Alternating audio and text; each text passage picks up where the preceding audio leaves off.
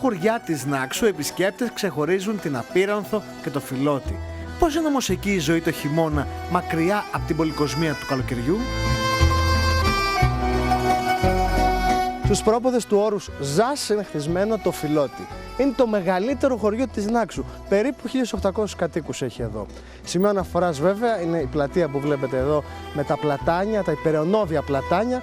Εδώ συγκεντρώνονται μικροί και μεγάλοι τόσο το χειμώνα όσο και το καλοκαίρι.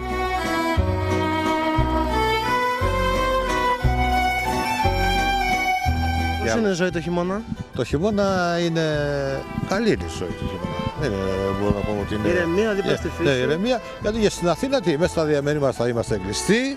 Και τι έγινε, εδώ είμαστε στα σπίτια μας, θα κατέβουμε στο καφενείο. Το Φιλότη, ωραία το χειμώνα. Καλά, Ήρεμα, ησυχία. Ησυχία. Θέλω να μου πείτε τι συζητάτε στο καφενείο. Δεν ξέρεις τι συζητάμε, τα χάλια μας. Τα χάλια της πολιτικής, της κυβέρνησης. Πιάνει εδώ το ένφια όλα Μας αυτά. πιάνει. Μπορεί να έχουμε να πιούμε ένα κρασί που πίναμε. Για ένα είμαι σίγουρος μόνο, ότι η ζωή στο χωριό είναι κλάσης ανώτερη από τη ζωή στην πόλη. Οπωσδήποτε. Οπωσδήποτε. Άλλη ποιότητα Γιατί ζωής. μπορεί να πεινώ και να πω του Βασίλη Φερρυπίν, που είναι συγγενής, που είναι φίλος, ότι ξέρεις, πεινώ, φέρε μου ένα κομμάτι ψωμί. Ενώ στην πόλη δεν ξέρω ένας τον άλλο, είναι δύσκολα τα πράγματα.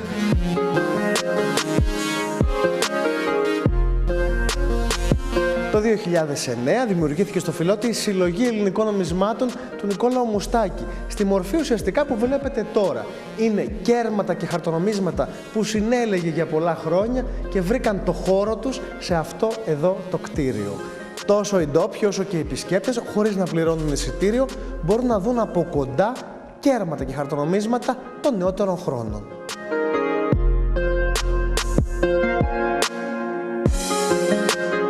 Η Απίρανθος είναι από τα πιο αγαπημένα χωριά των επισκεπτών της Νάξου.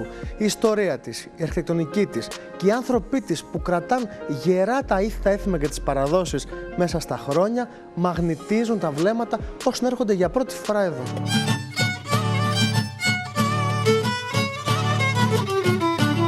Στην υγεία σας. Καλώς ήρθατε στο χωριό της φιλοξενίας. Στην υγεία της Σταματίνας. Την περιμένουμε πώς και πώς να έρθει στην Απίρανθο. Τι θα δει κάποιος που θα επισκεφτεί το Λαογραφικό Μουσείο? Θα δει την αρχιτεκτονική του σπιτιού. Θα δει παραδοσιακά όργανα, μουσικά όργανα, θα δει τον αργαλιό, θα δει παραδοσιακές φορεσιές, οικιακά σκεύη, παλιά όπλα.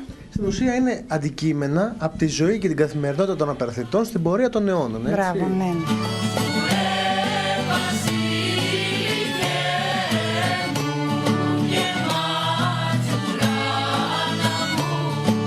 Είμαι σίγουρος ότι το πρώτο που προσέχει κάποιος να έρχεται στην Απίρανθο είναι η αρχιτεκτονική της.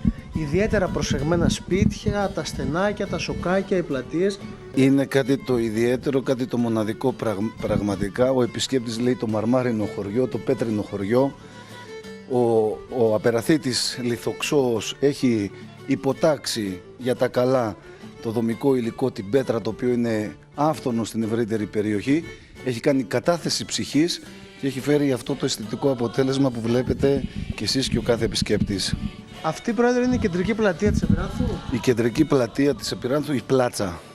Εδώ γίνονται οι εκδηλώσεις, ειδικά έχουμε ηθική έθιμα όπως τις απόκριες του Σκουδουνάτους, ένα μοναδικό έθιμο πραγματικά. Εδώ ήταν το κέντρο του χωριού, κέντρο συνάντησης για όλους τους χωριανούς.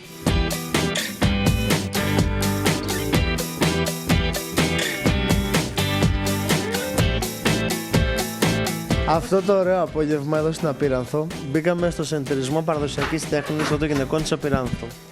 Και βλέπετε ότι όλες με αγάπη και μεράκι φτιάχνουν όλα αυτά που βλέπετε εσείς τα καλοκαίρια όταν έρχεστε εδώ στο χωριό. Όλα αυτά τα πραγματικά είναι έργα τέχνης.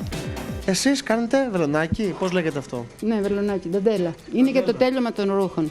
Ο συνεταιρισμός έγινε στο χωριό το 1987, όταν ο Μανούλης ο Γλώσσος ήταν πρόεδρος του χωριού.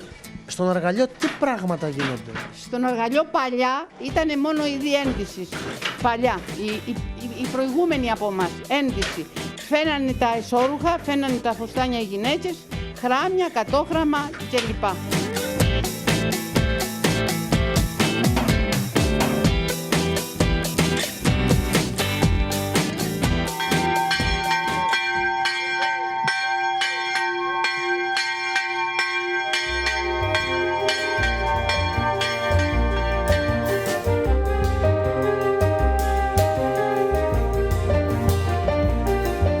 βρισκόμαστε? Είμαστε στα Περάθου. Από μέσα είναι η Παναγία η Απραθήτης. Ήταν η βοσκή μες στα βουνά. Ένας λοιπόν μες στο πάτημα πάει από στα βουνά, είναι αγνάδια η θάλασσα και είδε φως μες στη θάλασσα, δεν είχε φώτα πουθενά. Λέει πάω να δω ήταν. Κατεβαίνει λοιπόν και πάει στη θάλασσα και θεωρεί μες στη θάλασσα όρθια την εικόνα της Παναγιάς μας και σχοντάνε όξο να δει.